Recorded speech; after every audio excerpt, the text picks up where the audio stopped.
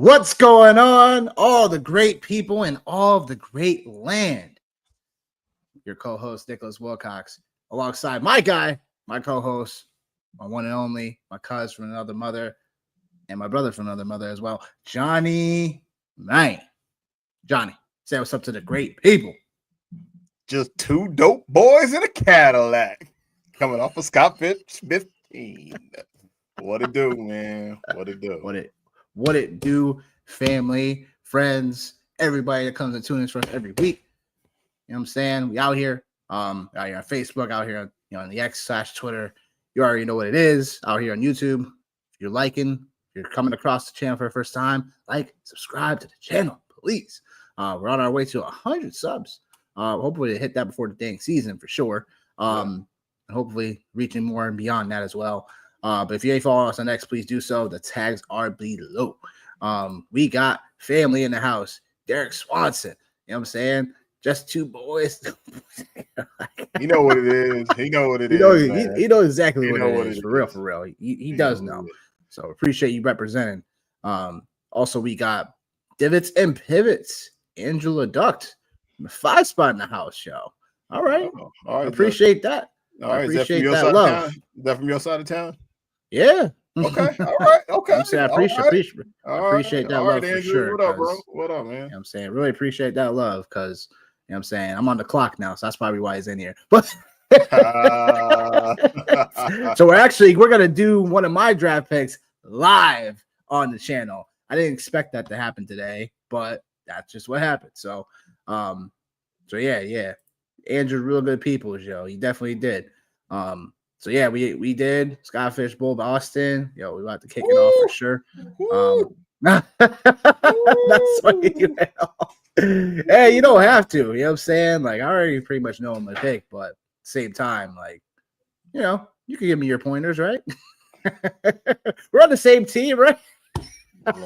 Only one winner, man. Only one winner. Only one can win it all, right? Without further ado, I'm gonna dive right into the news around the league.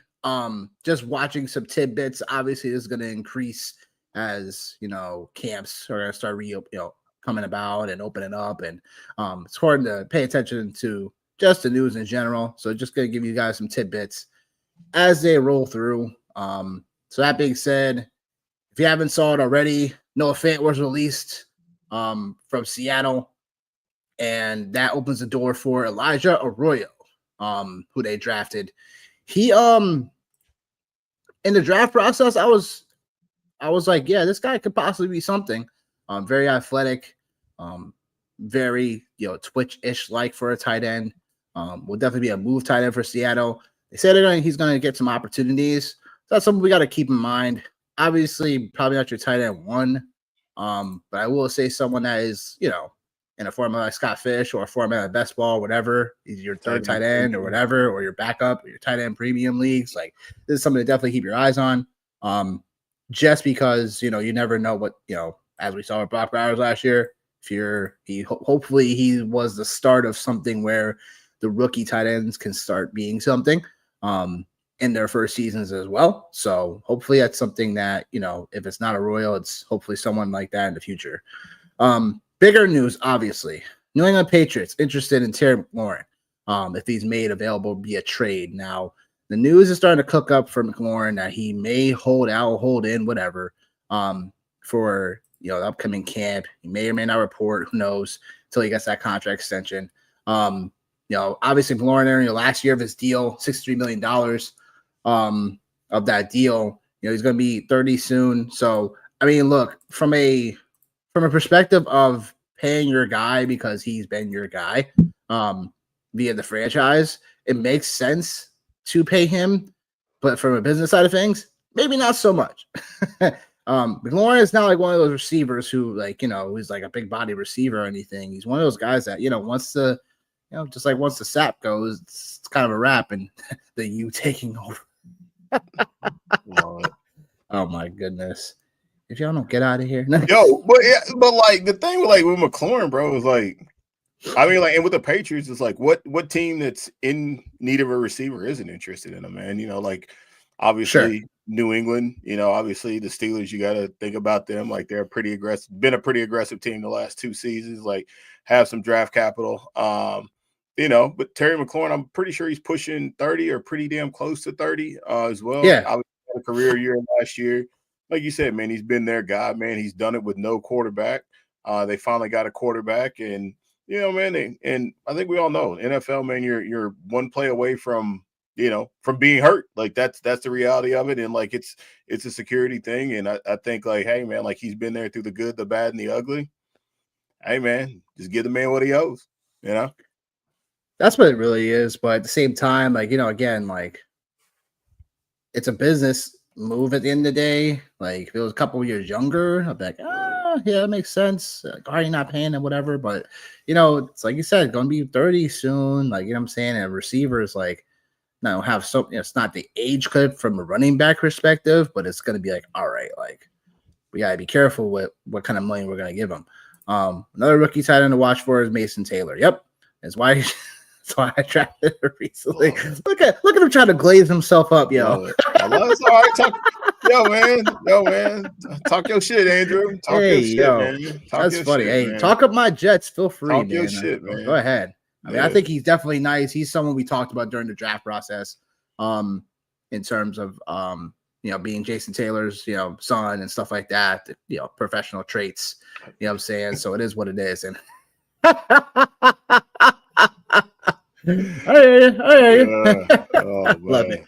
love it. Obviously the Rashee Rice news we didn't talk about since the last show.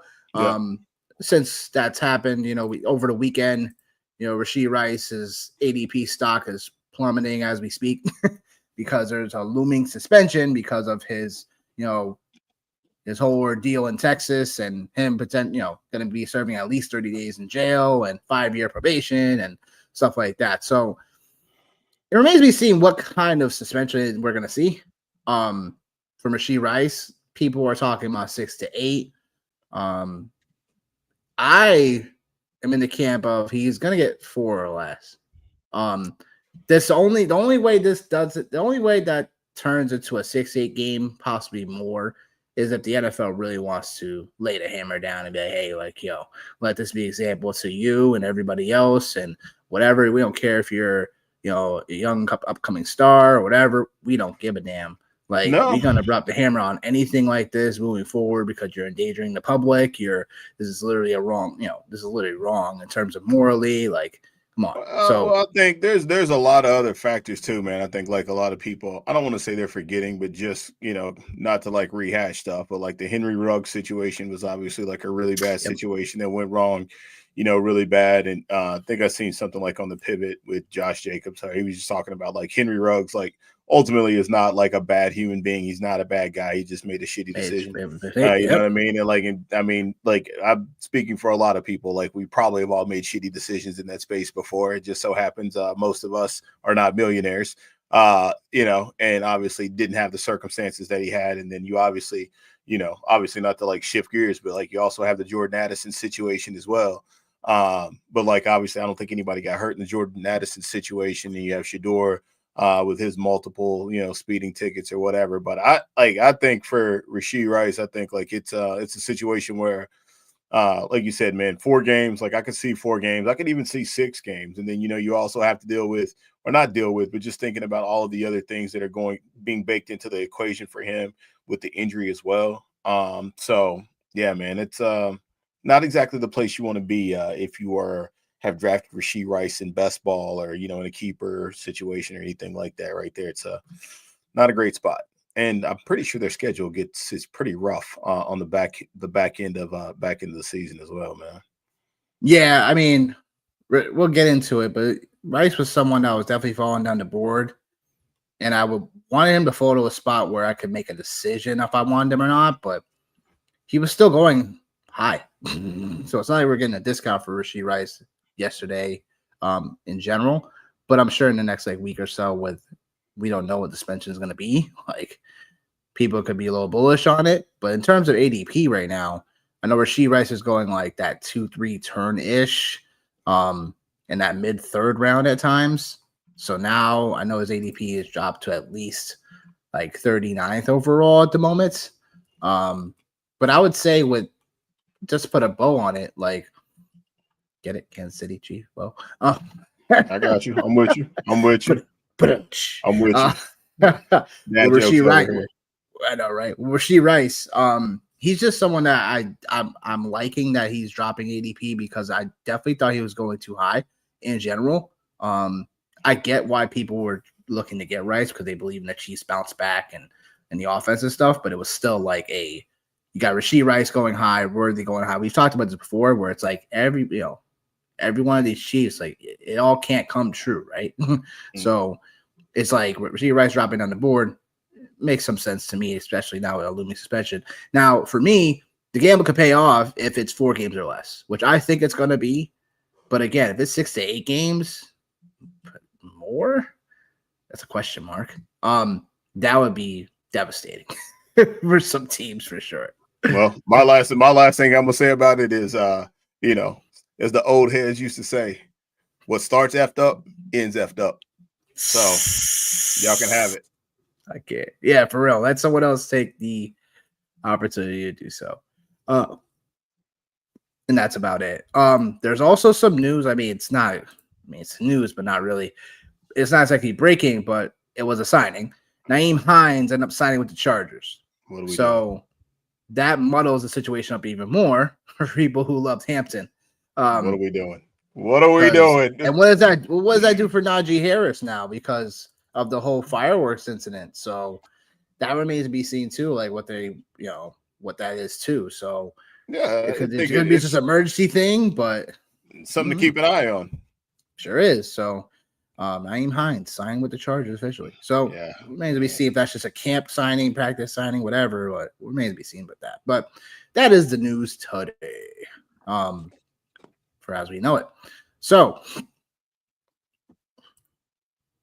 Johnny,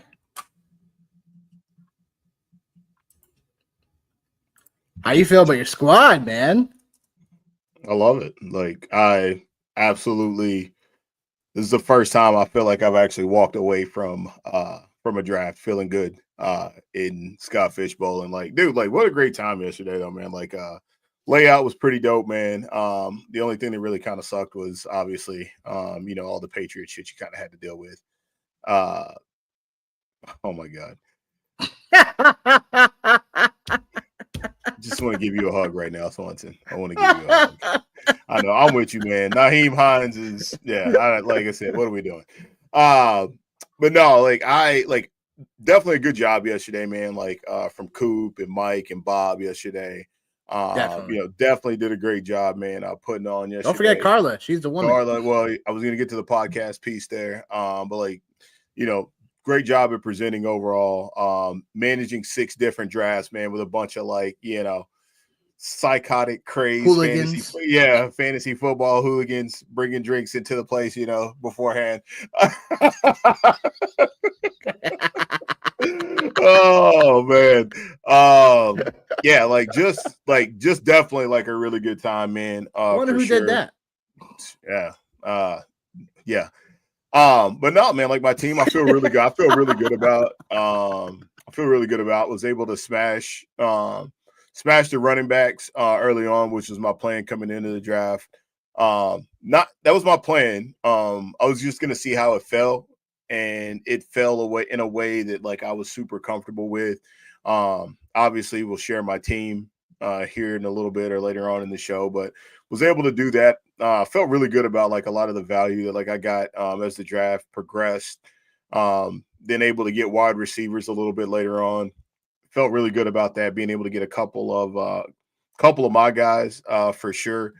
And then as the draft progressed after round 10, some things happened. So I feel good about I feel really good about my team. I think this by far, I feel like this is my best Scott Fishbowl team, and that's actually saying a lot because I tell everybody on record that my previous 2 teams have absolutely sucked for sure. So yeah, like there's no secret about that. Like they've absolutely sucked. What about you, man? How you feel about your team? Well, I was going to ask you, in terms of just like so you feel great about it. question for you overall was going to be like, based off your mocks and your research, stuff like that, was there a player that you definitely did without your research or your process? Did you expect to not get, and you end up getting him, or you weren't able to get him or whatever? Like, it was like, oh my gosh, this guy failed me. This is great news. I'm taking him. I would probably say for me, I think there were two players that were really big values for me. I know it's only supposed to be one, but there were two players I thought they were really big values. I thought Alvin Kamara at 312 was like it's really hard not to take him. Like I don't really love the Saints situation. But again, I think in this format where you get points for first downs, you get points for obviously for receptions. I think in just like what he's been able to accomplish over the last couple years, he's not a guy that like I'm incredibly high on like in redrafts and stuff.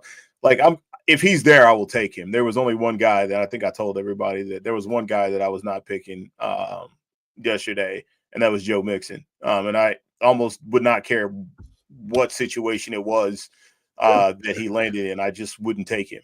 So Kamara was the guy for me in my draft. He actually was running back 16. So it's kind of hard to pass on Kamara as running back 16 in round 3. And then the other guy, man, was Baker Mayfield. I had no intentions of going quarterback that early. I wanted to continue to keep taking running backs. And I knew like at that 5'12" and 6'1", I was like, damn, dude. I was like, if I take quarterbacks here, like I'm probably not going to have a chance to get, Caleb Johnson, who's one of my guys. So I was like, all right, man, like, let's just like, I'm just going to do it because I think like at 5'12", Baker Mayfield was quarterback 11 in my draft. And that's too good of a value to pass on Baker Mayfield at QB 11. I think I talked about it a couple weeks ago, but for him, Baker Mayfield, he was second in the NFL. He was second in the NFL in scramble yards behind Jaden Daniels, not in QB rushing yards, but just in QB scramble yards. So obviously design pass that turns into runs. So I felt good about getting a guy that in his offense, it's a pass-heavy offense. I think we know Tampa Bay is going to throw the ball around the yard. But also, too, like Baker's got a little bit of wiggle to him for sure. So I felt good about that. And then, like I said, like I won't continue to keep going through my draft because I did kind of roster bait about my team after it was over with because I really do like my team. But Baker was the big guy for me. Baker and Kamara were the two guys that I was just like I had no intentions on taking them.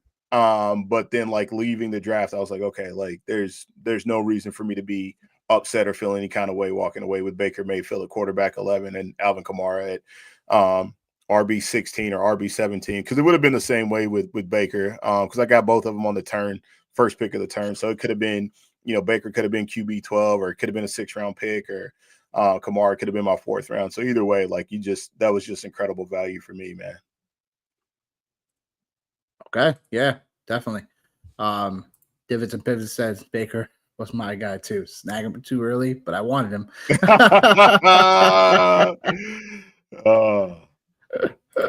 And then car problem Scott for my man, CP Scott. What up, bro? Oh man, what yo, up? in the building, bro. Yeah, he's drafted in mine as well at the 11. I'm sure they're starting to creep in. They're kind of wanting to know. Yeah, they are. They're starting to creep in, man. Yeah, man. I'm about to get ready to throw some in my chat and be like, man, y'all making me look bad out here, man. Nick already got 2 people in here. Damn, man. Oh man, yeah, it's funny, yo. But in terms of who was your favorite pick after the 5th round for you so far? Favorite pick after the 5th round. I'll continue to plant my flag on Calvin Ridley. Again, just he's still on the highway. Oh, damn. Yikes. Damn. That's messed up, yeah. But yeah, Calvin Ridley, man, like that's my guy. That's my guy this season. I think like ever since the offseason it has ended, there's especially after the draft when like they were obviously going to get Cam Ward. Upgraded quarterback play. I feel like Calvin Ridley has low-key, sneaky wide receiver 1 number overall potential for sure. I've said it all off season long. I feel like he's this year's Cortland Sutton. Just from a standpoint of like he's a really good receiver. He was able to halfway produce not even halfway able to produce, but he was able to produce last year with mid quarterback play at best. So I really enjoyed being able to get him in the 8th round, just based off the build of my team, being able to have all those alphas at running backs, 2 really solid quarterbacks with Baker and Caleb, and then to be able to turn back around and still snag, another guy. I feel like too as well, Jawan Jennings. I think you and I we've talked about him quite a bit, just as far as like potentially what he could be. So I know everybody's going to say George Kittle's the guy there. And like, yeah, George Kittle's the guy, like 100%. But like, you seen it last year, you seen what he was able to do. But like Calvin Ridley was absolutely the guy for me. That was like, that was the pick for me. Oh my God, man. Y'all, damn, dog. Damn. Out here. Damn. Out here. Damn, man. Damn. I guess I really am gonna have to say something. At first, I was just kind of like, nah, I really ain't gonna say nothing. I'm just gonna let it play, man. But damn, man, the whole damn Whalers out here, man. This ain't good. This ain't good, man. This ain't good, man. Sorry, dog. You better tell your people to get in there. Man. Saying. But no, I mean, yeah, John, your roster definitely looks straight. You know what I'm saying? Meant to ask, like, I gotta be able to pull your roster up somehow. Yeah, actually, I can throw it up here real quick. Actually, I got definitely do that. Yeah. While I continue to interview you. Yeah, let's do it. As far as like your roster construction goes, like, I think you're kind of harped already on that when it comes to your roster build. Yeah. So how is there the players in the back half besides just what you just talked about with Jennings, really, the first like couple of your picks after the 10th round. So how far are you guys anyway? Are you guys we just got entering the 12th? Yeah, we're entering the 12th round. It's been a long day. That's the reason why I didn't hang out and make my pick on air, is because we had not throwing any shade. Just want to make sure I put that out. Here we go. Not throwing any shade. Just like, yeah, it was it took a long time. For one of the guys that was going long time's an understatement. 7 hours and 50 minutes. Nobody was counting.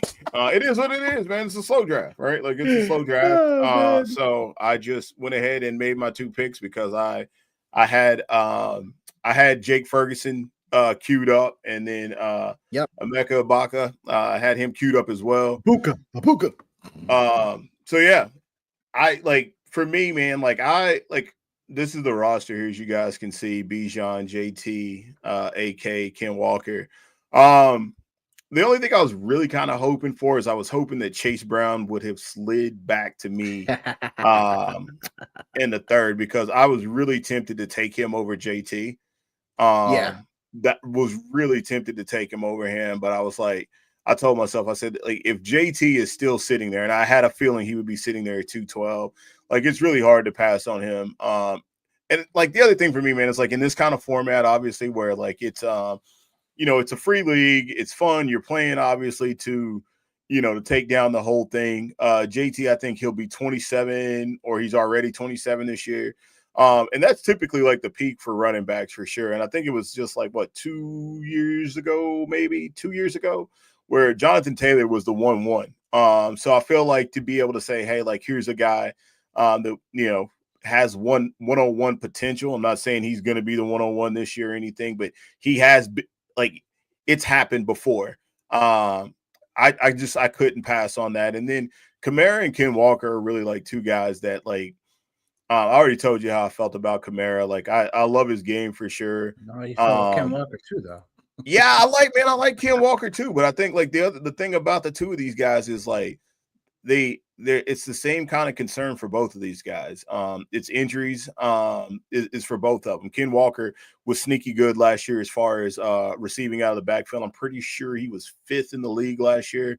Don't take me to the bank on that, but I think he was 5th last year in receptions, just in the short amount of time that he played last year. I think he missed a couple games, like 3 or 4, but he was 5th in the league in running back reception. So that was another reason for me. So I'm like, okay, like, obviously Bijan's going to give you stuff in the passing game. So you have 3 running backs who are going to give you stuff in the passing game. JT's a workhorse. And then Caleb Williams, man, I'll spend a little bit of time on him as well. Caleb Williams is a guy that, again, he's another guy that, like, since the offseason, like I've said, like, if he's there, I'm going to take him. The guy was the number 1 overall draft pick. He did not have a bad season compared to what your friends may say or what you may feel. He did not have a bad season for a rookie quarterback. He was just overdrafted. He was overdrafted. I'm pretty sure he was probably drafted ahead of guys. Pretty sure he was probably drafted ahead of Jaden Daniels last year. Definitely drafted ahead of Bo Nix for sure. And obviously Michael Penix and JJ McCarthy as well. But Caleb Williams also gives you a little bit in the running game as well. So I felt good about that. My boy George Pickens got a new home. A couple of weeks ago, we were talking about the Dallas Cowboys / Dak Prescott. I never said I wouldn't take any of his pass catchers. I have his pass catchers for sure. So George Pickens, I think, obviously, just being in a situation now where I think coverages are not going to be, he's not going to be doubled. It's not going to be, man, dude, Dan, I don't know, bro. I don't know where everybody's at, man. Like, they just, I don't know, bro. I don't know where they at, man. I don't know where they at. You know what's about to happen to him? I'll tell you what's about to happen, man. And I don't do this very often, so it's probably gonna blow up in my face, but I don't do this very often. But I'm about to get ready to take that belt off on them, man, in this league. Is what's about to happen. That's probably why they didn't show up tonight, man. Hey, I'm gonna speak it into existence, man. What up, Dan? That's hilarious. But yeah, but then, like, obviously, like I said, like George Pickens, like I feel like even last year before he got hurt, take the jersey off of him, being a Steelers fan, obviously. He was playing some pretty good football before he got hurt last year down the stretch. So I feel good about him. Just talked about Calvin Ridley and how I feel about him. And Juwan Jennings, I mean, he's really the only healthy and willing body at wide receiver for the 49ers. Was a waiver wire wonder last year.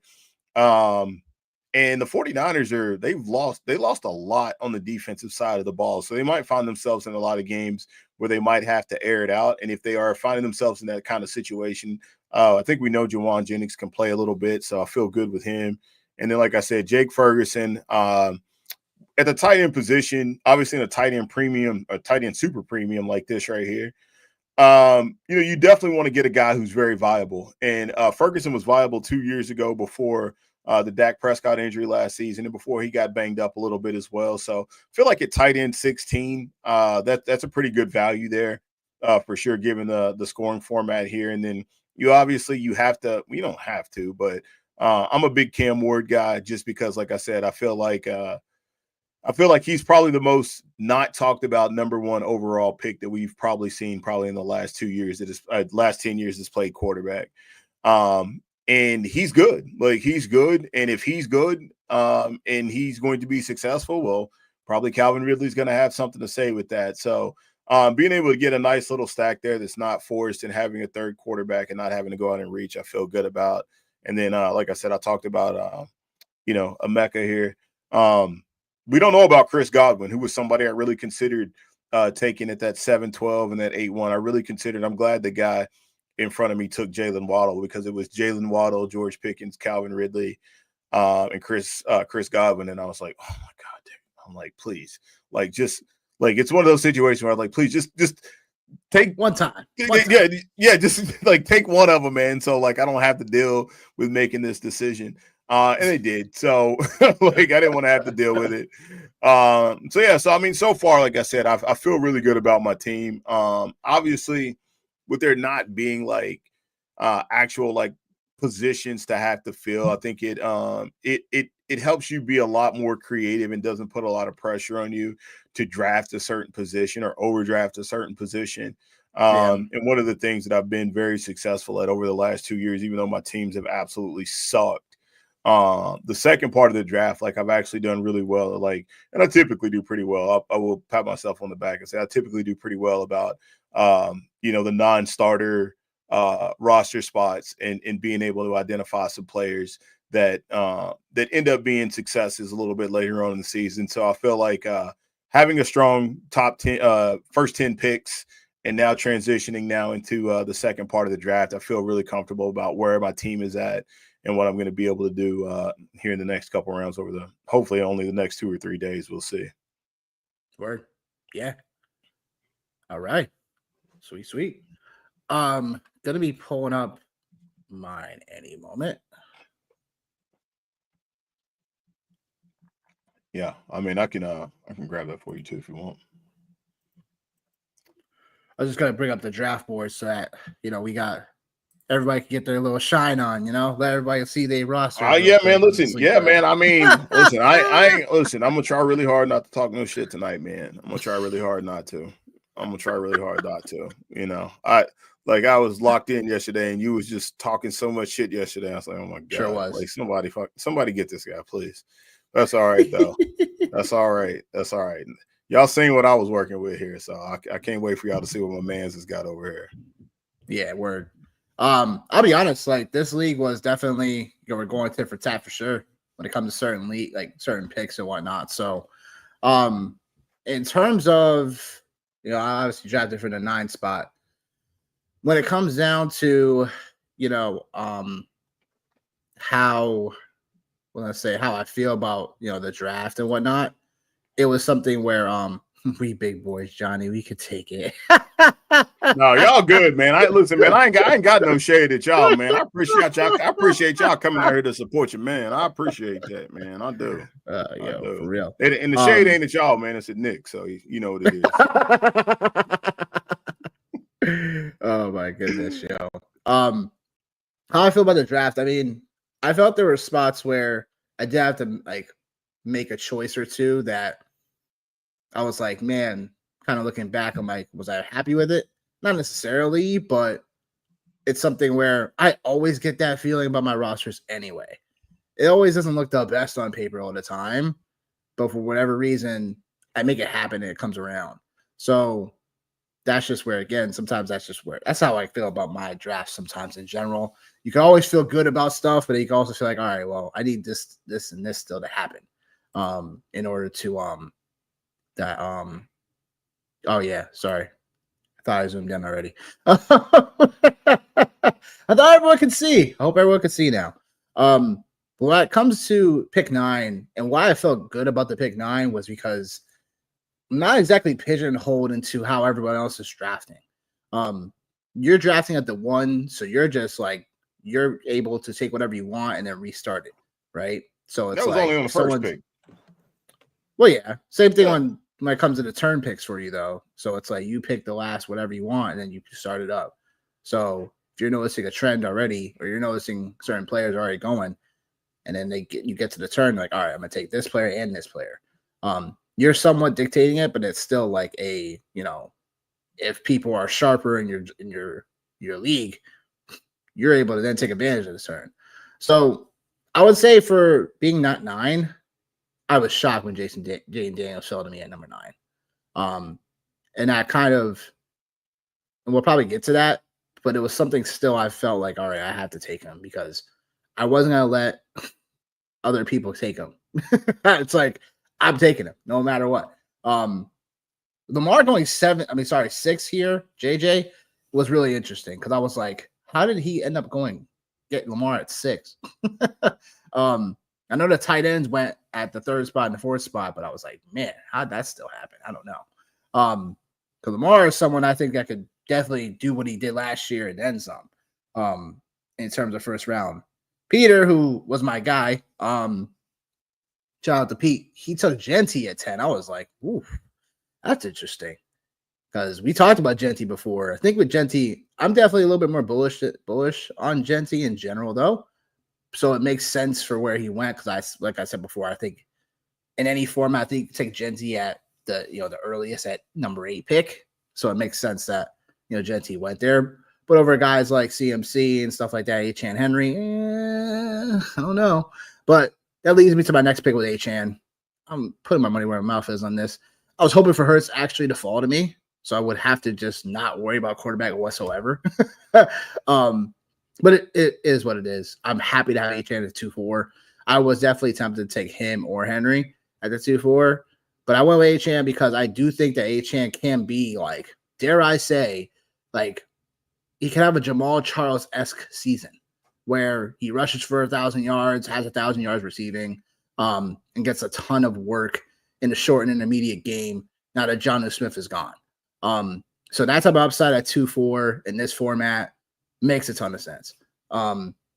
So Chase Brown at the 3-4 for me was an easy button, because it was something where, the guy took Breece Hall, I'm saying, before me, which I was okay with, because I do think that I love Breece Hall. I just don't know for sure if the Jets are going to give him that full body workload, along with Braylon Allen and Isaiah Davis. How they mix and match those guys around, like, who knows? Because Braylon Allen could easily take touchdowns away from Breece Hall, and that's why I took Chase Brown. Offense that's high potent, should be scoring a lot of points. Defense for Cincinnati still sucks on paper. And that being said, they still should find themselves in a very, very nice offensive environment moving forward. So I was good with this. Goes to, I would say, okay, we'll fast forward a little bit for me, because Tyreek, for me, like, I've talked smack about Tyreek in terms of I don't necessarily want him, but I felt within this, this frame of body of work, I think because we're shooting for upside, a guy like Tyreek going this late makes no sense.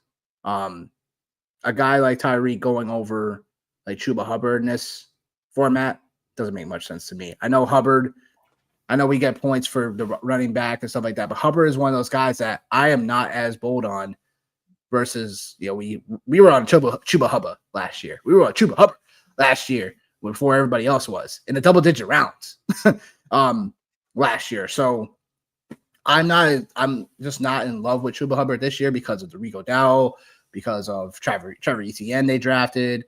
So it could be just could be split backfield potentially. I wouldn't say like a 50-50 split, but it could be like a 60-40 Rico Dowdle. 60-40 Chuba Hubbard. Like the one for me, dude. Like and obviously just want to get your takes. I'm looking at your draft board.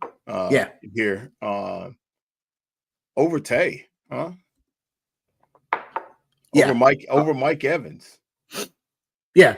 I was hoping for Mike Evans to fall on me, but it just didn't happen. I was hoping for one of those guys to fall on me. Just didn't happen. I thought it was going to happen. So it is what it is. I took my shot with Tyreek because, again, shooting for upside. Mike Evans, to me, in this format, is more still solid floor, some ceiling, but I don't think enough ceiling at sometimes. We all know Tyreek Hill, burner. You know what I'm saying? He could burn for 2 touchdowns easily if everything's going well for Miami. And I'm just buying more into the offense for Miami. I do think that there's going to be some positive regression for this offense. So I'm putting my money where my mouth is because Miami goes there. And that being said, I was going to take Tua, but while I'm on the clock, but he's not there anymore. So it is what it is. But in terms of Kyler at 5'4", Kyler could be the make or break for me in this roster because Kyler, I know, right? Here we are once again. I don't even think the Kyler's the make or break for you. I think it's them Dolphins, man. Like that's. I think that's your make or break right there. It makes sense. I do like how things are starting to shape up a little bit because I think with Miami, they've proven to be an offense to do that before. So it's not something that it's not something we have not seen before. It's just more about if, obviously the big question will be if Tua is going to be healthy. Yeah. But I say Kyler is my make or break because if Kyler doesn't realize his ceiling, this team is shot. Because like when you want in a Scott Fish Bowl, when there's only one team that's going to win it all, you got to have your super flex QBs. They got to be on point. Your super flex QBs, in my opinion, they both have to be able to finish within the top 6 as QBs in general because of how much scoring they can provide on a weekly basis for you. So that's where, for me, I didn't want to. I debated between him, Drake, potentially Caleb. But for how the room was going, I didn't know if the QB run was going to happen then or not. So for me, it didn't happen. The QB run didn't happen. but I was still okay with taking Kyler there because it was still worthy of him being there. I liked Swift. I would have taken him there if he didn't get picked. I also thought about Mixon at the 5-4, but I couldn't pull the trigger on Mixon even in this format. Just because it was for Kyler was the last person like in like my QB tier I wanted before I really waited on QB. So that's where I was like, you know what, I'll just take Kyler here. It makes a ton of sense. I do think that there's going to be some more rushing from Kyler. Just hoping that there's more, like a few more touchdowns in his bag, or Arizona in general offensively scores more points on a more average basis, because there were just times last year I was really frustrated with Kyler and this Arizona team because they did not score points how you thought they should have been. And with Marvin Harrison Jr. in the picture, hopefully, that connection finally, comes together. But going on to the rest of the roster, the Tony Pollard pick was something where I was like, I just have a thing where I'm like, all right, well, you know what? Tony Pollard, and then I got Brian Robinson, which was like, I was good about.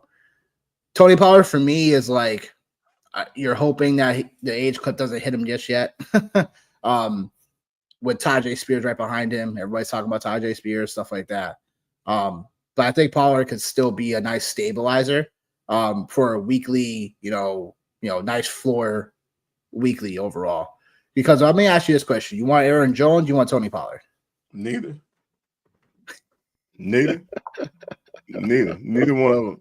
Neither one of them. Got to pick. No.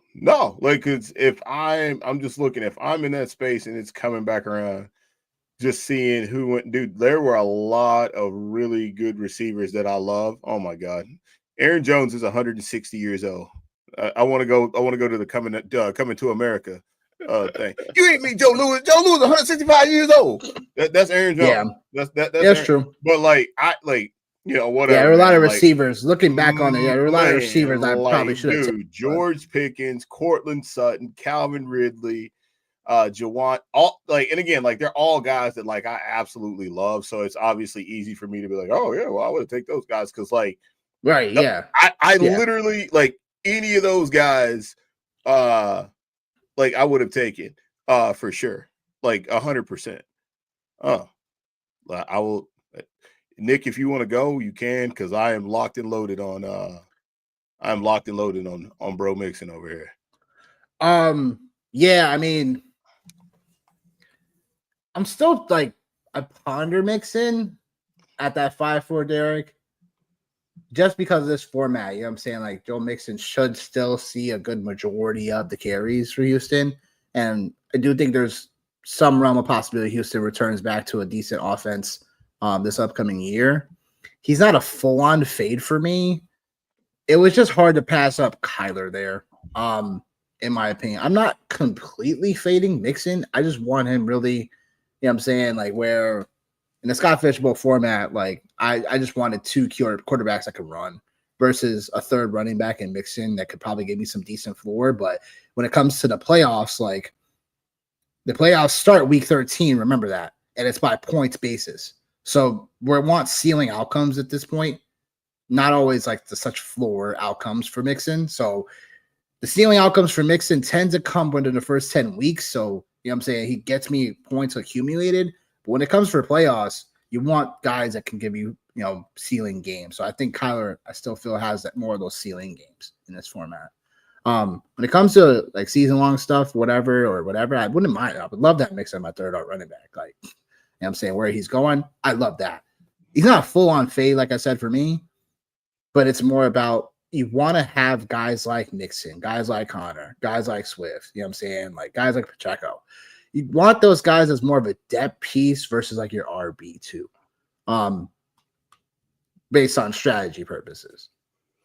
I would take James Conner 100 times out of 100 times over Joe Mixon for starters, 100 times out of 100. Why the hate for Mixon so much? It's not the hate. It's not hate. It's just, for me, I think it's pretty factual, man. Last year, He was drafted like a running back. Connor's first healthy season ever. You say that's not his first healthy season. That's not his first healthy season. It's not. And there's a lot of other pieces. And how long then? Years? Listen, wait, hold on. It's not just Joe Mixon over James Conner. It's just not that. Like the Cardinals actually have a better offensive line than the Houston Texans, for one. And then for two, like James Conner gives you a little something in the passing game, and Joe Mixon can give you something. But one of the bigger things for me, and like they both are old running backs. Like I'm not going to sit here and act like, oh, like James Conner is some kind of spring chicken, because he's not. But last year at the end of the year, like Joe Mixon, he did some stuff in the playoffs. But I did think that like the ankle injury definitely slowed him down the second part of the year, or when he came back. The other thing too was the Texans last year, even before they lost Tunsil and all the offensive linemen, they just let walk for whatever reason. They were still one of the bottom 8 teams as far as run blocking grades. Yeah, run blocking grades for PFF. So like that's one thing. And then he had a yards before contact average of 2.2. And like that's not very good. Like that's not very good. And then the other thing too is like you just said that about Joe Mixon being healthy. James Conner not being healthy all the time. Well, Joe Mixon, he's played 14 out of the last 17 games, 2 out of the last 3 years. So like it's not like he's hitting all the games either. He's not. So I think just for me, like when you combine all of those things together, like it's not a good mix, man. Like it's not a good mix for me. And like again, like maybe I'm dead ass wrong. Like maybe I'm dead ass wrong, and I'm fine with it. But like I will let Joe Mixon, and I would even just like take a look at like where he went, like here, like within your group. I'm trying to find him here, like looking at your board. I don't know where he went. Who? Mixon, Joe Mixon. Right after me. Right after Murray. Right after Murray at 5'5". Right after Murray. So like all the play, like obviously I would take Caleb Johnson over him. I would take RJ Harvey. I would take Montgomery. Like Montgomery's a slam dunk over Joe Mixon for me. Like that's a slam. That's where we start. That's where we start. Dude. No way. Are you kidding me? Are you kidding me? You're gonna take Montgomery over Mixon? Absolutely. You're being a little disrespectful now. Oh my gosh. Am I being disrespectful? Am I being disrespectful? I think so. Okay. All right. The only reason why I say that is because Montgomery still is not like the RB1. We know Gibbs is still a timeshare-ish. And Montgomery's on the back end of that timeshare. So I'm not gonna like, 2 rounds later, Montgomery, yeah, makes sense. But I'm like, man, like if we're talking about pure like flex play RB3, I still want Mixon at the moment. The only reason why, because I do think that. Go ahead. No, I was just gonna say. So in the 2 years that Montgomery has been with the Detroit Lions, just with the Lions. Yeah, but I don't know from a trends perspective if that's going to continue. Wait, hold on. But what do you know is not going to continue? If we're talking about just pure past tense, like. It's a conversation. Well, but like this is like David Montgomery is still going to have a role with the Detroit Lions. Like he's still going to have projection wise. What do you think he'll get double-digit touchdowns? He's got him. He's had him the last 2 years. He's had 13 touchdowns. That's why 2020. But listen, 2023, 13 touchdowns. 2024, 12 touchdowns. And touchdowns are the wildest thing to predict. Like so, I will give you that. Like I will say, hey, like you're spot on with that piece of it. But he was over 1,000 yards in 2023. He was at 775 last year. And again, both seasons. He got dinged up just like Mixon. I was about to say, he only played in 14 games, like for sure. And then last year, he had 36 receptions last year on 38 targets. So, like, again, he's a guy that, like, over like peripherals, all the things that you're looking for to be in a potent offense. And like, yeah, man, like he's in a timeshare, like for sure. Yeah, my concern about Montgomery is in a timeshare. It's not exactly Montgomery the player. It's more about it. It just remains to be seen if that the trends of what's made Detroit successful and this run game successful the last 2 years, are they still going to follow that to the T? Like, I'm not, I don't know. That's something that's an unknown. So that's something I can't exactly 100% bake on. Well, let me ask you this. Let me ask you Yeah. this. Yeah. In a redraft, would you draft Jahmyr Gibbs as a top 5 player? PPR, would you draft That's Jahmyr Gibbs? close. Would you? It's really close. It's Would really close. no? Would you draft him as a top 5 player? No. Okay. It's close. All right. Who's your top 5? So who would you draft other than Jahmyr Gibbs in 5? Bijan, Chase, Bijan, Lamb, Barkley Jefferson. Okay. So all right, that's fine. That's fine. So if you don't feel that way, that's cool. That's cool. But the Gibbs would be like my 6th or 7th guy though. So that's the thing. Like, he would be like literally next player. Like, so if we're talking about literally redraft, Gibbs is my RB2 overall. Sorry, RB3 overall. Okay. So it's something where I think that question doesn't exactly make your point more about Montgomery. It's more about, for me, does David Montgomery get the usage that he has been getting last couple of years? That includes, I mean, I'm not why would, like, but that's the thing is, like, why would all of a sudden they just be like, we're not going to use this guy? I'm not going to say they're going to steer off him completely. Yeah. But it's something where, is there a chance that Montgomery can get 1,200 rushing yards being the RB2 in this? He's not like that, but he's like, but the thing is like Joe Mixon, where he was going, right? Like, he's your RB3? Yeah, he's your RB. Well, he would have been an RB3 for you. Like, Joe Mixon, Joe Mixon is probably, David Montgomery is probably one of the safest RB2, RB3 plays there. Like, he ain't gonna crush it. But like, there's absolutely a possibility that like he could fall into the end zone twice, or he could get 80 yards and a touchdown and 2 or 3 catches and give you 15 points, 16 points. Like, and if that's your running back 3, bro, like, what do you have to complain about? Like, there's no, it's not sexy. It's not, but it's a safe play. But either way, like, hey, man, like, this is what it is. Like, this is Joe Mixon, Montgomery. Like, you know, neither one of us are going to change our mind. But I don't think so. But no. But like, in terms of like where, I mean, honestly, like, yeah, like Montgomery he went the next pick after Pollard, which again, like you just said, probably again, the Pollard pick for me is probably the most puzzling one for me.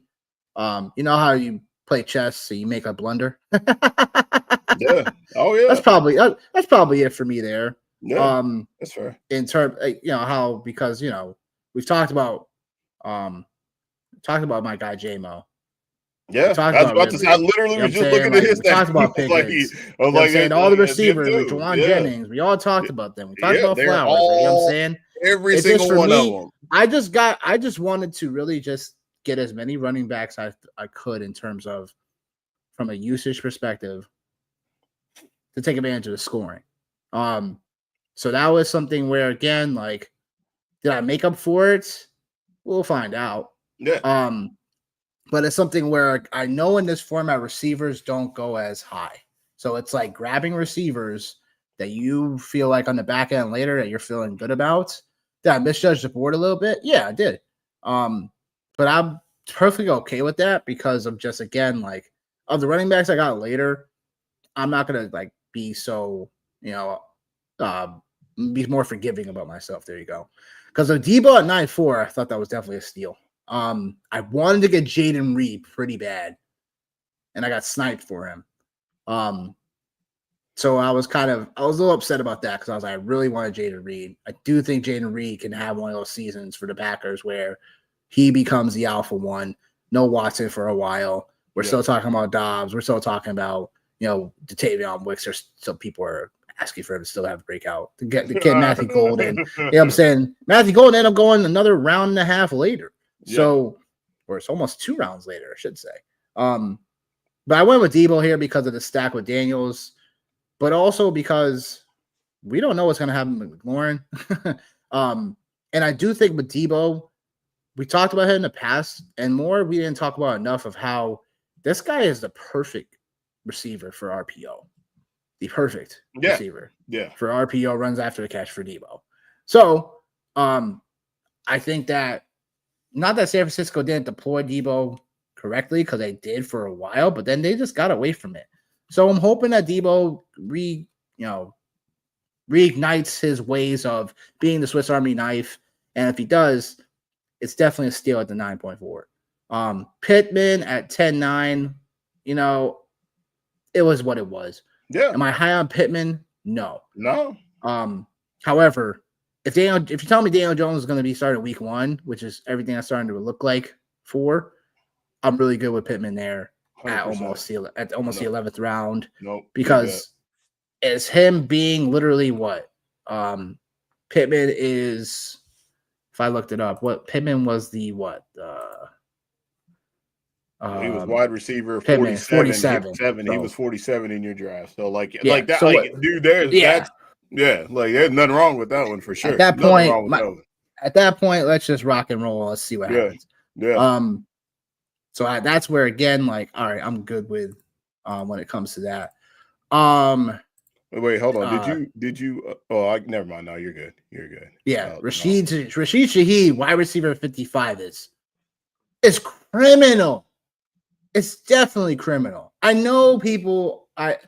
Even if we don't think like Tyler Schrott is going to be like a quarterback of the future or whatever, I still think because Rashid Shaheed is so talented on Olave. And then what if Olave, for whatever reason, I'm saying, missed some time? Like, Rashid Shaheed has also missed time too. But I'm just saying, like, I just think way too talented for a guy like that to be wide receiver 55. So it leads me to my pick now that everyone's anticipating for. They're probably not here, but I'm taking Gesicki. My Gesicki I'm taking because in a land of tight ends where it's literally where I missed a boat on, literally missed a boat on. There's another guy outside of tight ends I'm hoping to get later on.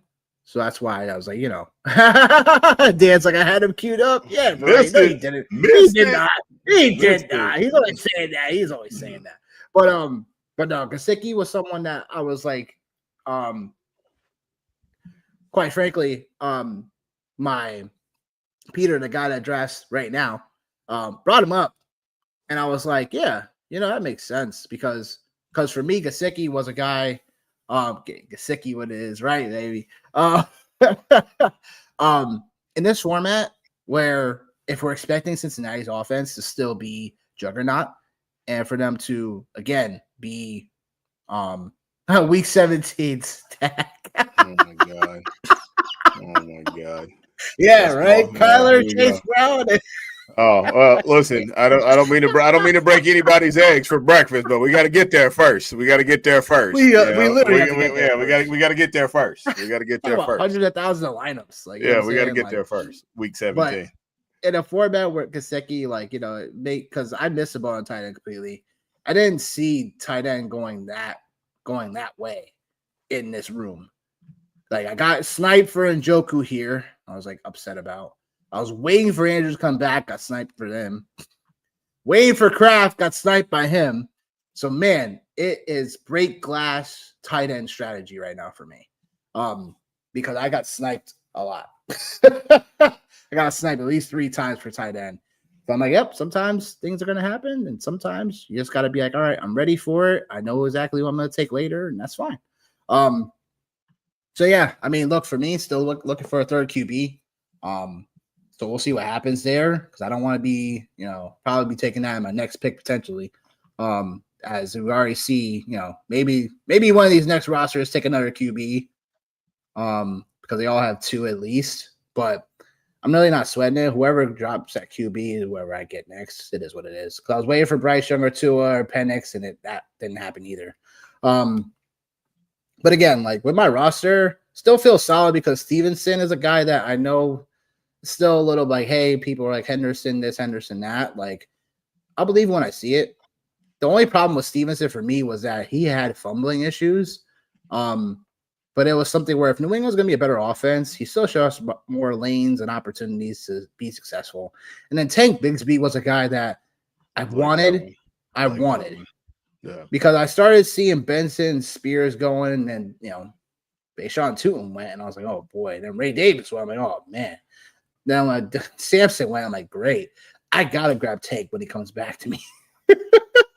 Yeah. I'm like, No, I dude, like no, I I'm don't like, mind. Like I man, definitely don't mind. Like I definitely don't mind that. I definitely don't mind that Tank Bigsby pick. I think that's a solid pick. Like he's somebody like I'm starting to warm up to a little bit more in the later rounds just because if it don't shake with Etienne, then like that's probably gonna be the guy. If for whatever reason. And even if not, like he's still gonna get some snaps he's for gonna have a sure. role, yeah, Yeah. So as the like I like bruiser like of I the don't three. like yeah, I don't hate that for sure. Although like it's definitely gonna be pretty dope to try to watch him run behind five nameless offensive linemen. Yeah, Uh that's gonna be fun, isn't it? but still like I mean in round 13 though, man, like you know what I mean? Like you can't like you can't throw any shade, man.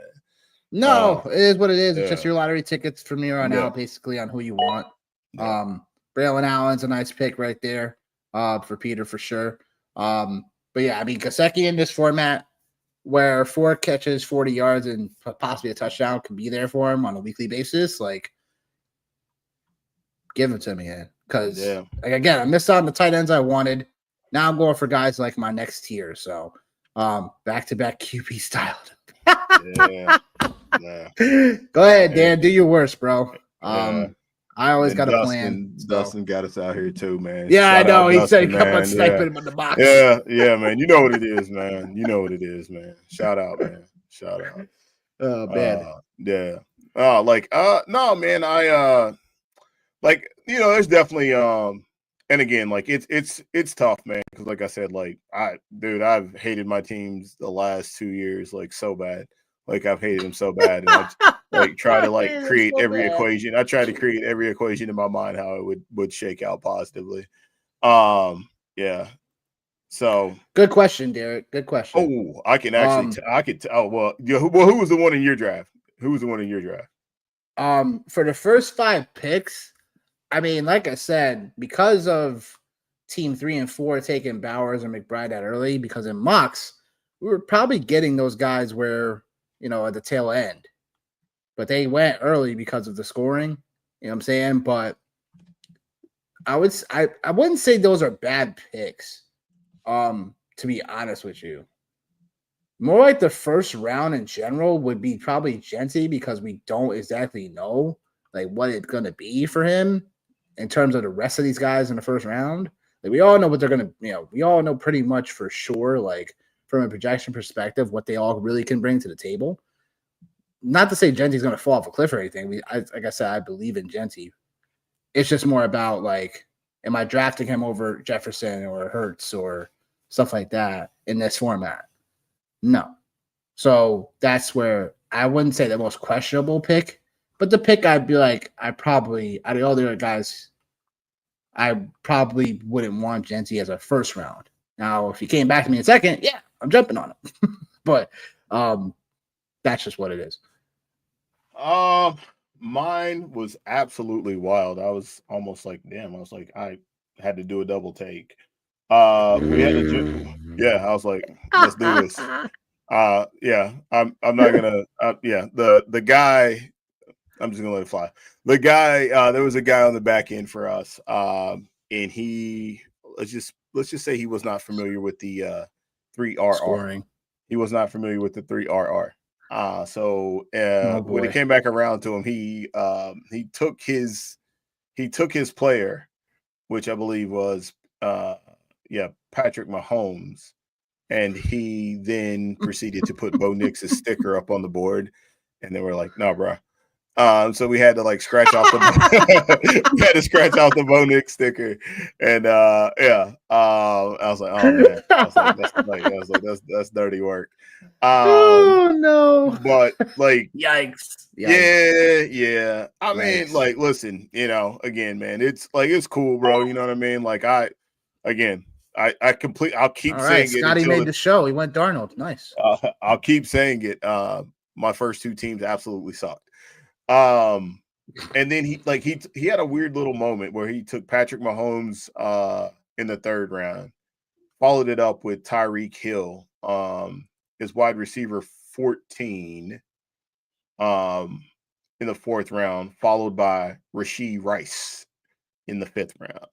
So those were really like those 3 picks for me. I was like, whew. Yeah, I thought, and then Quishon Judkins, he went in the 6th round in mine as well, That's which weird. I was expecting him to fall, and then Ramondre went in the 7th in our league as well. So that was definitely like for me. Those were a couple that I was like, oh, that's what we doing. I was like, okay, that's what we doing. That's what we doing, and that was on the back half. The 11 and 12 slot for me, Swanson. So I definitely had a lot more questions than I had answers with those. But hey, who knows, man? Like maybe Tyreek Hill is back, for that team, and yeah, Maybe you're he right. is. Maybe so. Sounds like Yeah, a maybe Chiefs so. fan. Yeah, maybe so. Maybe so. But yeah, like that. Those 2 were pretty much 2 of the biggest. All Those are 2 of right. the bigger question marks I had. Man. Draft room is rolling, I see. Yeah, no. Shout out to y'all, man. Y'all doing it, man. Like, y'all doing Oh, it. nice. Hollywood. All right. Bateman and Hollywood Hollywood. back to All back. right. Look at Yeah. them stacking all their receivers. Love it. Yeah. One of them's got to hit. Hell, one of them's got to hit. Literally, Oh, that's though. my guy, man. He's got to make up. Is that He's got to make up for the Wandell pick. Is that Dynasty DJ? Is that I think that's his ex handle. I feel like that's him. Yeah, that's him. I remember. Yeah, that's him. Yeah. Yeah. He's at the 3rd slot. Yeah, 3rd slot. I was gonna say that I wasn't a fan of. I wasn't a fan exactly of the 6th spot per se, with JJ because the reason why was he went great with Lamar and Puka, and in this format, I think Justin Fields for me was just a. Don't get me wrong. Love Justin Fields. It's fine. It was just a tad too early, but go get your guys in this format. Then the next 2 picks for me, Hubbard and Aaron Jones for me. Like I said, Hubbard is not someone I'm like. I don't think he's going to be such the workhorse. But I will say that it's just Hubbard and Jones versus the other running backs that are on there, that you could have grabbed. It's just meh. So it's and then Godwin, who we've all had some, are is he gonna be ready and stuff like that, whatever. That's a tough one, man. That's a tough one. Over guys like Harvey, Caleb Johnson, Pacheco, or even Rice still, because Rice went 6-1 in my league. So Godwin or Rice. So you would consider Rice in that spot? Oh, Rice at 6'6"? Yeah. Yeah. Over Godwin? Oh, totally. Over Godwin? Yeah. I would. That would be the starting point where I'm like, all right, there's a spot where I'm like, hey, he may not come back to me if I'm drafting at that spot. So I would have probably taken him there just to see. But I also thought number 3, Bowers to start. Actually love that. We took number 1 tight end, took him that early. Yeah. I mean, this format, Derek, you already know that it's a tight end super premium. So it's 3.5 points per catch for the tight end. So that's also why people went there. That's why you see those 2 guys go 3-4, then you see Kittle in the 3-6. Oh yeah, so he was talking about McBride. He clarified he's talking about McBride. Now the guy out of the number 3 spot, man. There, I don't hate those first 4 picks. I think I like Travion too, man. I like him. I do. I like him. I do think it's going to be me and Ben, we were kind of talking about on the way back home yesterday. Is the thing with the Pats, man. I think this year is probably going to be. I feel like it's going to be more about the game plan than it is the actual players. And I think I know, man. I'm pretty sure that they're going to scheme, whether it's Diggs or whether it's Henry or whether it's Henderson or whether it's Ramondre. I think it's going to be more about the scheme for the Patriots than anything else. Look who's back on the clock. Damn, man, y'all are flying, dude. They get 2 picks for me, not just 1. You get 2. You're flying, man. You're flying. Pretty low on Kamara. I'm because I can see how though, man. Like I can see a world. I Oh can't my see God, it. dude, get out of here, bro. What is wrong with you? Get out of here. You are ridiculous. Get out of here, man. Get out of here. Get out of here. That's wild. I love it though. I love it and I love you, but that's wild. Yo, you're that's funny, wild. yo. That's wild. No, and no, like Watson's a smart, like, no, he's a smart dude, man. Like, no, I know he's not. I know he's not joking at all. Like, he's a smart dude. Like, but yeah, I can't do it. Can't do it. Can't do it. Can't win with him. You can't do it. What he said. Yeah. Can't do it. Oh, Spencer over here, he's a big fan of number 3. I'm assuming that's him, probably. It's his team. Yeah, it's his team. Welcome, Spencer, to the chat. And then Travis Hunter. Not a fan of Travis Hunter. Well, in this scoring format, I'm not. Yeah. Defensive points if he plays defense stuff too. Yeah. So yeah, like that's why. But I couldn't stomach going Travis Hunter first 5 rounds. I couldn't. Even if he fell to me at 5'4", I couldn't do that one. If he fell at your 5'12", like 5'12", I would definitely would have done it. I definitely would have done it at 5'12", because like at that point it's like, all right, like, yeah, let's do it. Yeah, no, listen. No, bro, listen, you're right.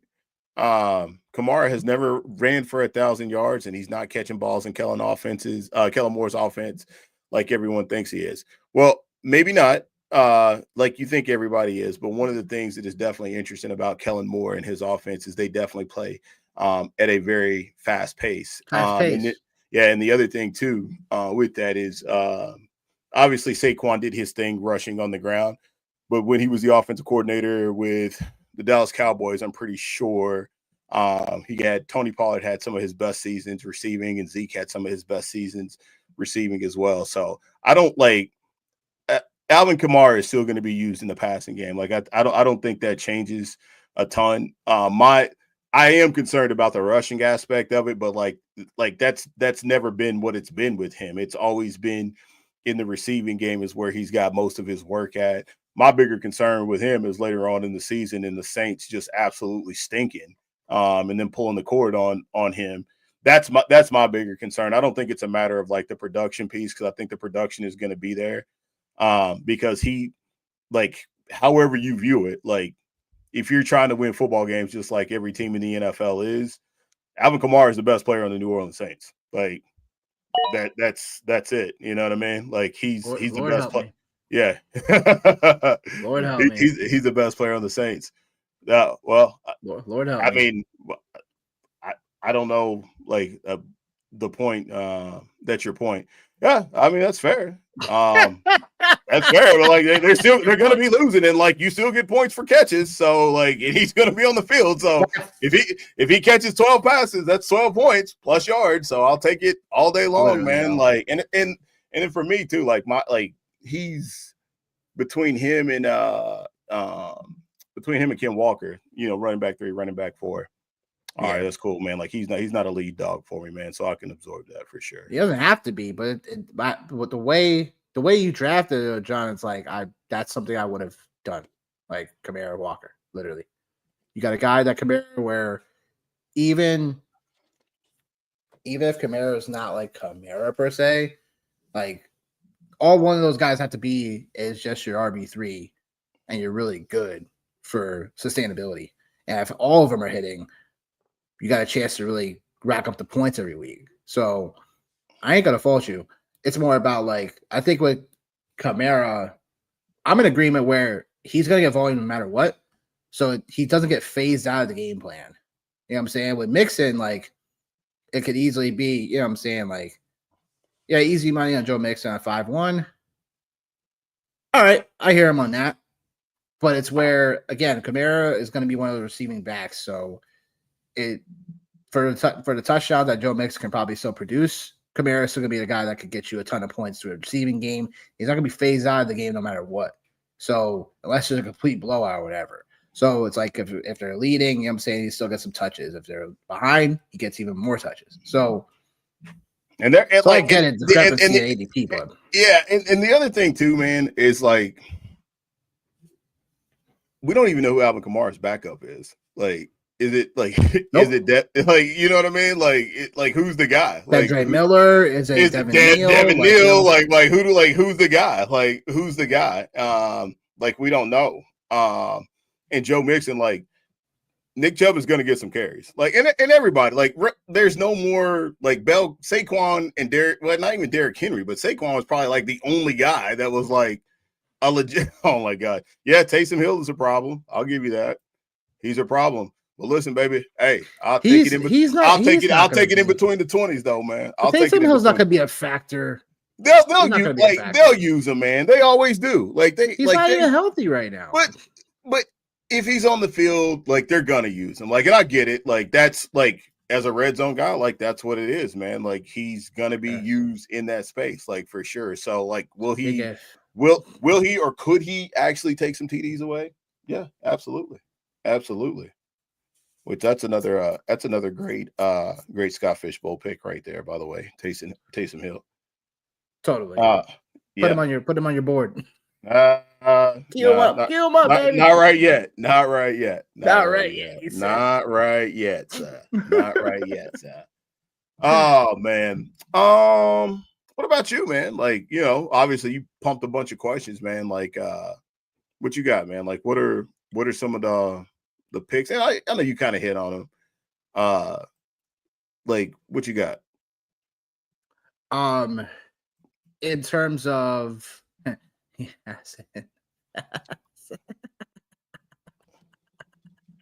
good Lord, yo. In terms of like what I had for answering our own questions, I guess my favorite pick after the 5th round for me is Caleb Johnson. Like, yeah, we've talked about him before in terms of where we see, you know, Pittsburgh in general and the offense going. Like, my only concern with Caleb Johnson was that, you know, hey, you go grab your guys. You know what I'm saying? Like, if Harvey would have failed me, I would have probably grabbed him there too. And I thought about Pacheco there, but it was something where I do think that if Caleb Johnson sees the field, even if it's the lighter end of the timeshare, I still think that he could be a really productive running back. I love the smoothness of Caleb Johnson's tape. Like, I do think he fits right into the culture. I like Jalen Warren, but I just love Caleb Johnson. And I'm just happy he fell into a spot where it's still going to be run first. And I just like the situation for Caleb Johnson. I do think he could be one of those guys that we talk about at the year's end. Yes. Where he's a top 10 running back potentially. So it's definitely possible. But yeah, go ahead. No, I was going to say, I think he could be a top 12, top 15 guy. I think he could end up in the top 15. I think that's kind of my ceiling for him. It's top 15. And like, yeah, like you're right. Like there's over 200 carries that Najee Harris left on the, you know, left from that roster. So like they're going to be there. Mike Tomlin has a history of running guys into the ground that play running back for him. And like, this is like, again, this is, you know, it's the Scott Fishbowl. This is what it is. You know, I showed up there yesterday just trying to draft a better roster than I have ever drafted and not reaching on players. And so I like literally like I knew at that moment, I was like, well, here it goes, man. I was like, this is the moment. I was like, I'm not going to be able to walk away from here with Caleb Johnson. But I agree with obviously with everything you say about Caleb Johnson. I think like some of the other pieces are that, you know, this offensive line that Pittsburgh has been, you know, building over the last 2 to 3 years through the draft. They're young, they're athletic, they're explosive. And I think like they are a group. I'm pretty sure last year, I think like just looking at a lot of PFF stuff, I'm pretty sure they were like in the top 10 in like a lot of rushing categories and even like a lot of like the advanced metrics for offensive linemen. They were in the top 12, the top 14. So like you got to think that they're obviously going to improve with another year of continuity there with that group. So like I'm excited for Caleb Johnson, man. I'm excited. I know I'm already just gearing myself up and, you know, I'm just going to go on a quick tangent here. I know we got to get ready to probably shut down here momentarily, but like my favorite thing about drafts is knowing, you know, when everybody knows you're a fan of a team and, you know, you just, oh my God, dude. Oh yeah. So like, I'm already prepared to make my builds to get Caleb, to draft him a round or two higher than what I need to. Like I'm already mentally prepared for it. You know what I mean? Like I know it. Like especially like your hometown leagues, man. There's nothing worse than when like in your hometown leagues, man, where people draft a guy and just look over at you and like, oh, yeah. I was like, oh my god, dude. So like, yeah, so I'm prepared, but like Caleb Johnson, man, that is my favorite pick, actually. No surprise. But that is one of my favorite picks from your team. Is him. I know you didn't spend a lot of time talking on him when you were going through talking about your team, but like that's a really good place to be at, man, for sure, as far as running back goes. Yeah, I will say, like, and again, I just wanted some insurance on the back end with Pollard and Robinson. Like Robinson can be really sneaky good. And that's just like, for this format, I was just like, you know what, I'm all about it. Let me see what happens then, because I already bought into the team with Daniels and Debo anyway. I mean, why not buy it with Brian Robinson too? Yeah, no. One thing that's actually pretty cool. I don't know, like I told you, I was messing with it before, before we got online and stuff. If you don't if you're in the Scott Fish Bowl, like you absolutely should be using like the fantasylife.com. Just going on the website and seeing like it helps you, like you can like post your roster there or whatever, and it kind of gives you a lot of the same things that like we've been talking about all night long. So of course, I had to do some comparative analysis real quick. Didn't really have the chance to do that in this format tonight, but definitely knocked it down real quick. So right now, Nick, you through 14 picks, you are on the negative side of ADP value at negative 13.2. So in terms of an index, negative 13.2 is what though, compared to like it's like the best guy, actually one of the best guys out there is Tyler the football creator. Tyler the fantasy football creator, you know that guy. He's all like like he's got one of the best. He's number 2 overall at 402.9 ADP value, and his roster is like really nice. I really liked his roster whenever he had initially put it out like on X. I was like, damn, dude. I was like, if I can walk away with a roster like that, that'll be pretty solid. And obviously, man, it's ADP value, so it doesn't tell the story, because obviously we haven't played any games or anything like that, and like shit can happen. Obviously, so what's mine, you ask? 16.3 on the positive. So again, that's just projections. That's based off of ADP value. So obviously, man, we got to see, man. There's games to be played. We're 3 weeks from the Expo. About 5 or 6 weeks from actual real football. We got preseason football coming up on the 31st. Your man Dan, I was really hoping that Caleb or Pacheco was going to drop to me at the 6-7 turn. Yeah. I know, literally.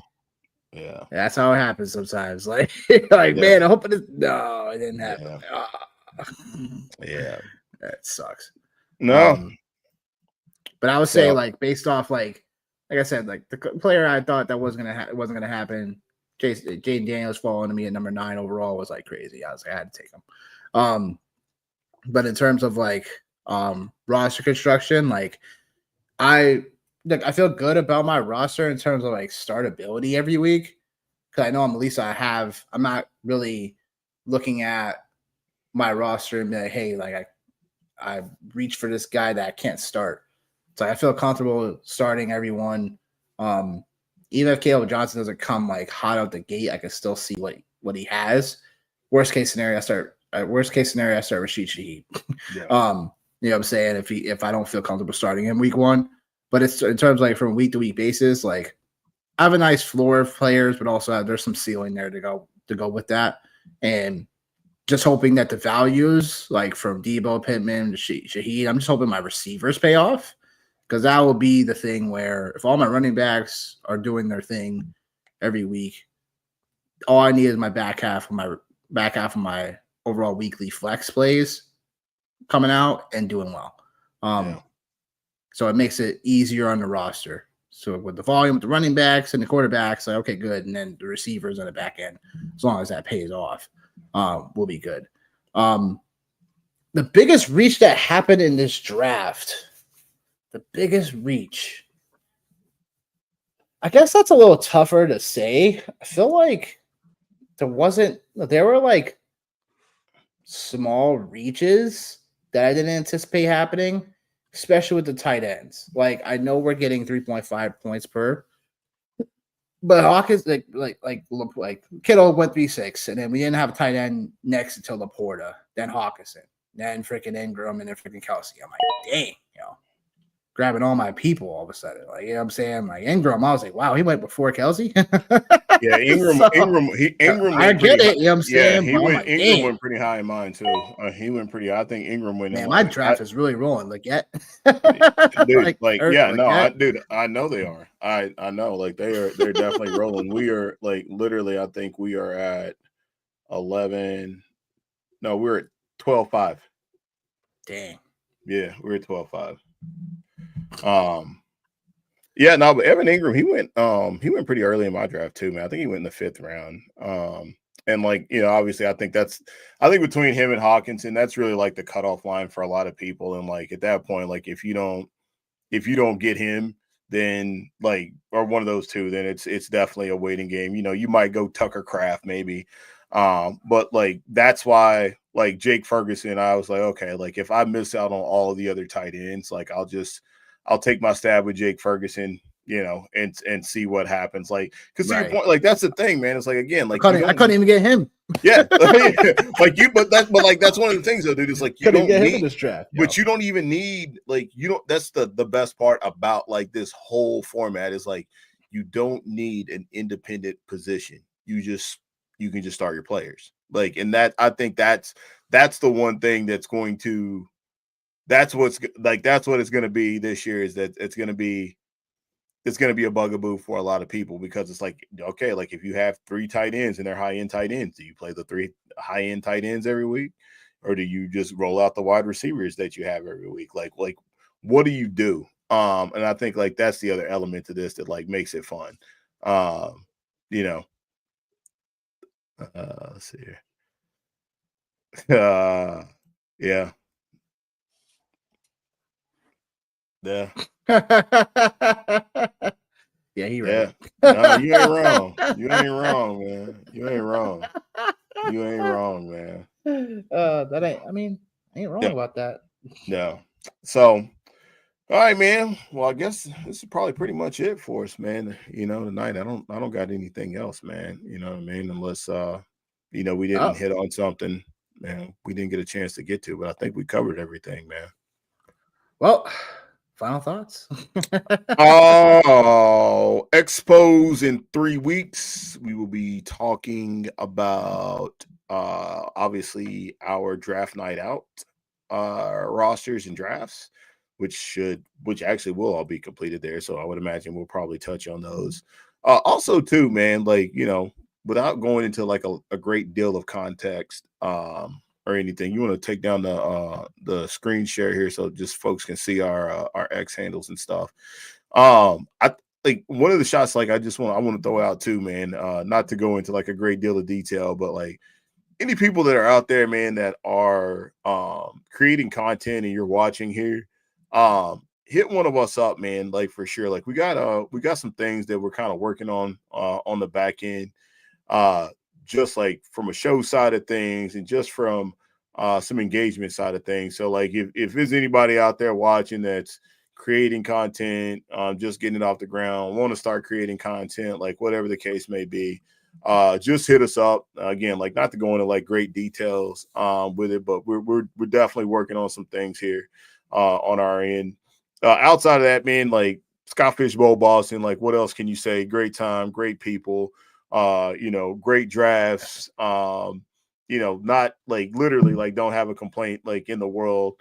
And like, man, like we're officially here, man. Like this is our first actual real life fantasy football team that we've started. Dude, I couldn't even sleep Saturday. I told Nick, I was like, it felt like Waverly versus Camden, man. Like I couldn't sleep. Like I just had the butterflies, man, and like I crashed so hard last night, man. Yo, But that's funny, yeah, yo. yeah. Oh God, man. Yeah, but yeah, that's it, man. Again, like if you're creating content, want to create content, whatever the case may be, you see this, man, like hit one of us up for sure. And we'll kind of round everybody up after that right there. But if you're interested, hit us up, man. You guys see the handles right here at Johnny Main 37185 for sure.